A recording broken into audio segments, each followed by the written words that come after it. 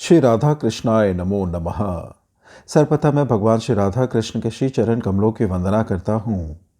आप सभी भक्त श्रोताजनों को भी सादर नमस्कार करता हूँ। ग्रंथ श्री श्री राधा रस सुधा निधि से आज हम उस अध्याय का श्रवण करने वाले हैं जहाँ राधा रानी को सारात सार की संज्ञा दी गई है, अर्थात समस्त सारों का सार परम सार तत्व की संज्ञा दी गई है, जो इस ग्रंथ में इस प्रकार से वर्णित है। श्री राधे लावण्य की सार है, रस सार श्री कृष्ण के सुख की सार है, कारुण्य सार मधुर छवि रूप की सार है, वेदग्धि सार है, रति केली विलास की सार है, जो अखिल सारात सार है। उसी राधा नामक परम वस्तु में मेरा मन निविष्ट हो। श्रीपाद की स्फुरन धारा रह रहकर चलती रहती है। स्फूर्ति प्राप्त लीला में ध्यान देवता को किस तरह अनुभव किया है, उसी का रसोद्गार साधक वेश में एक के बाद एक 3 श्लोकों में मिलता है। अनुभूति के रस से रचे श्लोक परम सारासार तत्व के रूप में श्री राधा का अनुभव। सार शब्द का अर्थ है उपाय दे अंश। भगवान की स्वरूप शक्ति हालादिनी का परम अथवा चरम उपादेय अंश ही है श्री राधा। कारण लावण्य, रस, कारुण्य, सौंदर्य, माधुर्य, वैदग्धि इत्यादि की भी सार तत्व उनमें विराजित है। इसकी उपलब्धि के लिए प्रत्यक्ष साधना आवश्यक है। भावशून्य विक्षिप्त चित्त से इसका अनुभव संभव नहीं। जैसे श्री राधा अपने कांत में भावमयी है, वैसे ही किंकरियाँ श्री राधा रानी में भावमयी है। श्री राधा किंकरियों के प्राणों का सौंदर्य श्री भगवान के उपासकों के अनुभव में भी नहीं आता। इनका परिपूर्ण आत्मसमर्पण श्री राधा रानी को ही है। इस अनन्य शरणागति के फलस्वरूप ही श्रीपाद की राधा तत्व की अपूर्व अनुभूति प्रकट हुई है। श्री राधा लावण्य की सार मूर्ति है। मुक्ता में से एक तरल कांति निकलती है, उसी प्रकार किसी के अंग प्रत्यंग से कांति धारा निकलती है, उसी को लावण्य कहा जाता है। श्रीमद् भागवत में देखने में मिलता है कि श्री कृष्ण मथुरा में जब नगर भ्रमण के लिए निकले तो मथुरा नगरियों ने उनके श्री अंग से निकली कांति धारा का आस्वादन कर, अर्थात माधुर्य स्वादन कर कहा, इनका रूप लावण्य का सार है। ये रूप लावण्य का सार असमोदर्थ एवं अनन्य सिद्ध है। लावण्य सार जिसके चाकचक्य का श्रेष्ठ अंश है, ऐसी कांति कंदली अर्थात श्री अंग कांति चाकचक्य की पराविधि स्वरूप है। प्रश्न हो सकता है, यह लावण्य सार तो अन्य भगवत स्वरूप में भी संभव है। इसके उत्तर में कहते हैं, असो मध्यम, इस लावण्य के समान लावण्य अन्य किसी भगवत स्वरूप में है ही नहीं। अधिक लावण्य की बात तो ही नहीं। यदि कोई कहे कि यह लावण्य अन्यत्र नहीं, तो फिर यह श्री कृष्ण में कहाँ से आया? इसका उत्तर देते हैं, अनन्य सिद्धम, यह किसी अन्य भगवत स्वरूप से नहीं आया, यह श्री कृष्ण में स्वतः सिद्ध है। ऐसे लावण्य सार श्री कृष्ण की दृष्टि में भी राधा लावण्य रसारूपा है। ऐसा कहा जाता है, राजाओं का राजा महाराजा या राजा चक्रवर्ती, वैसे ही श्री राधा लावण्य की सम्राज्ञी है। श्री कृष्ण की उक्ति, हे राधे, जगत सृष्टा विधाता ने विश्व को समस्त अमल कांतिया संग्रह कर तुम्हारे अंग प्रत्यंग बनाए हैं। हे कुरंग लोचने, तुम्हारे अंग से निकलने वाले किरण माला मणिमय मुकुर को भी विडंबित करती है। एक बार मध्याह्न के समय श्री कृष्ण श्री राधा की खोज में राधा कुंड तीर पर आए हैं। कुंड की निरुपम नैसर्गिक शोभा ने उनके मन में श्रीमती का विपुल उद्दीपन जगाकर श्री राधा के विरह में उन्हें अधीर कर दिया है। ऐसी स्थिति में सहसा देखते हैं कि सोने के आलोक से कुंड तट जगमगा उठा है। वे विस्मित होकर चारों ओर देखते हैं, कहाँ से आ रही है यह कांति माला। थोड़ी दूरी पर परम लावण्यमय श्री राधा के दर्शन कर कहते हैं, हे कांति की कुल देवता है अथवा तरुण्य लक्ष्मी, दे धारणी माधुर्य संपत है, या लावण्य की वर्ण्या आनंद तरंगिनी है, या अमृत झरना, अथवा मेरे इंद्रियों को आनंद देती हुई मेरी कांता ही आ गई। लावण्य सार श्री कृष्ण में भी श्री राधा की लावण्य राशि देखकर ऐसी चमत्कारित्व पैदा होता है। अतएव श्री राधा यथार्थ ही लावण्य सार है। फिर श्रीमती है रससार सुखे कसारे। रससार श्री कृष्ण के सुख की जो सार संपदा है, सभी भगवत स्वरूप रस स्वरूप है, रसो वै रस। श्री कृष्ण अपने मन में सोच रहे हैं, मैं पूर्णानंद स्वरूप हूँ। यदि किसी में मुझसे शत शत गुना अधिक आनंद हो तभी वह मुझे आनंद दे सकता है, किंतु आनंद में मुझसे अधिक आनंद स्वरूप व्यक्ति जगत में संभव है ही नहीं। एकमात्र श्री राधिका में ही यह यथेष्ट अनुभव कर रहा हूँ, कारण अकेली राधा ने ही पूर्णानंद स्वरूप मुझे आशातीत आनंद रस का आस्वादन करा सदा आनंदित कर रखा है। श्री कृष्ण की सर्वेंद्रिय के आनंददायी गुण समूह में श्री राधा अतुलनीय है। उन जैसी वे ही है, अन्य कोई नहीं है। इसलिए कहा है, श्री राधा रससार श्री कृष्ण के सुख की एकमात्र सार है, अथवा श्री राधा रस की सार एवं सुख की एकमात्र सार है। श्रीपाद कवि कर्णपूर ने कहा है, चमत्कारित्व ही रस का सार है, रसोसार चमत्कारश्च। जिसमें आस्वादन चमत्कारित्व ही चरमता है, वही मादानाक महाभाव उनमें नित्य विद्यमान है। मादानाक महाभाव ही राधा का स्वरूप है। इसलिए कहा गया है, श्री राधा रससार। जो मादन रस स्वयं रससार गोविंद के लिए भी चमत्कारित्व पैदा करता है, वह रससार मादन एकमात्र श्री राधा रानी में ही विद्यमान है। राधा वही मदनाख्य महाभाव स्वरूपिणी है, इसलिए वे रससार है और वे सुख या आनंद की एकमात्र सार है। शास्त्र में सुख या आनंद पर विचार करते हुए आनंद की पराकाष्ठा में प्रेम को ही स्थान दिया गया है। वही आनंद स्वरूप है जो प्रेम का सार है। प्रेमेर परम सार महाभाव जानी, से महाभाव रूपा राधा ठकुरानी। सुख स्वरूप श्री गोविंद भी उनसे सुख की कामना करते हैं। भक्तों के प्रेम सुख की भी वे एकमात्र हेतु है।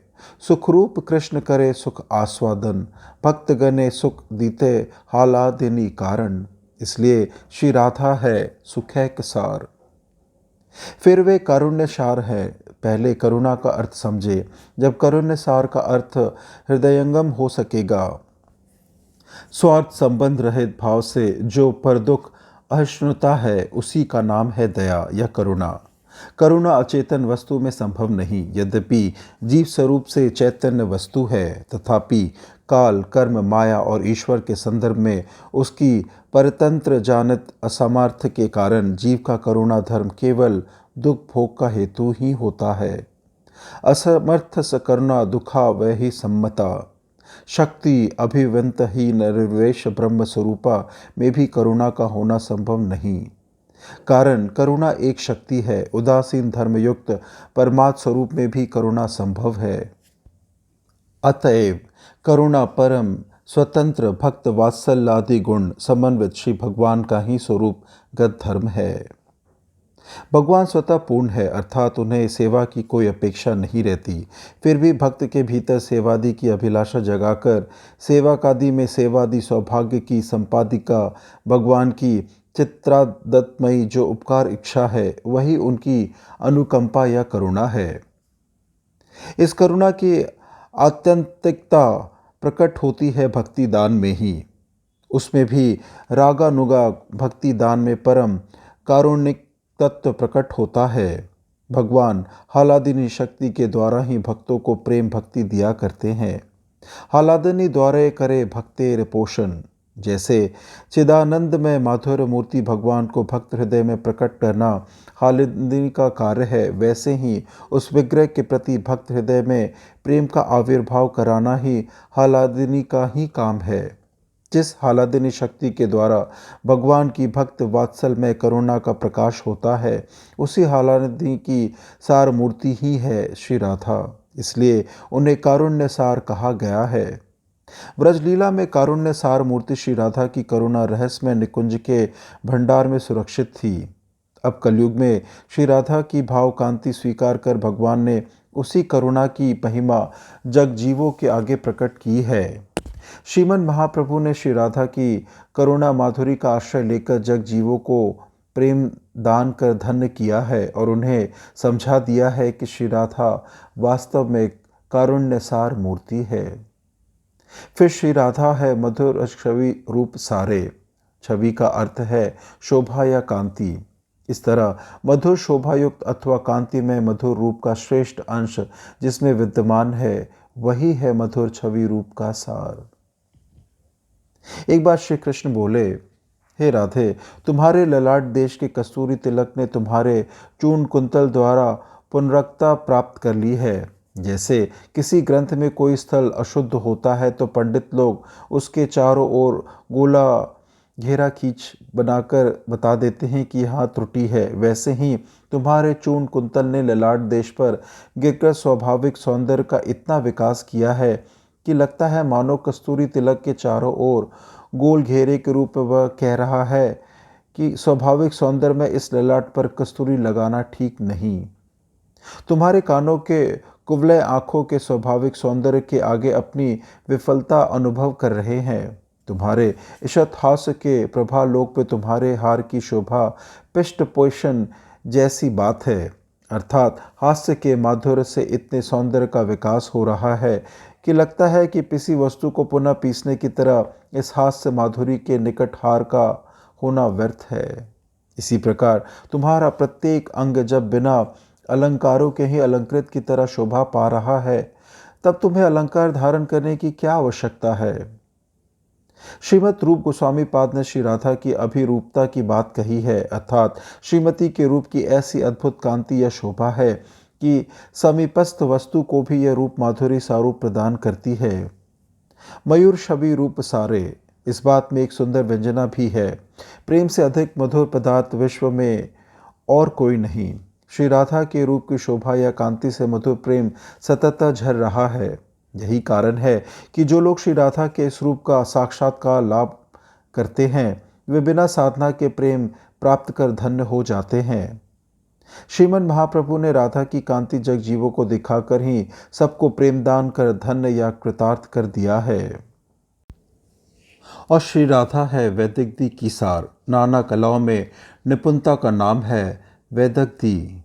श्री राधा में इस वैदग्धी का भी उपादेय अंश विद्यमान है। अखिल कला गुरु श्री कृष्ण उनके वैदग्धी सिंधु में तैर कर पार नहीं पाते। श्रीमद् रूप गोस्वामी पाद ने अपने प्रेम सिंधु सुधास्त्रव में लिखा है, जो वैदग्धी की प्रथम आचार्य है वह है श्री राधा। श्री बलदेव विभूषण जी कहते हैं, जो नित्यादि अखिल कलाओं की प्रथम आचार्य है, ये समस्त वैदग्धियाँ मत श्री राधा से ही प्रकट हुई है। सुचारु चातुर्य आदि गुण समूह निरंतर उनकी सेवा कर धन्य हुआ है। वैदग्धी में रति केली विलास वैदग्धी की ही मधुरस में प्रधानता है। श्रीमती रति केली विलास की सार है। कृष्णेक कराय श्याम रस मधुपान।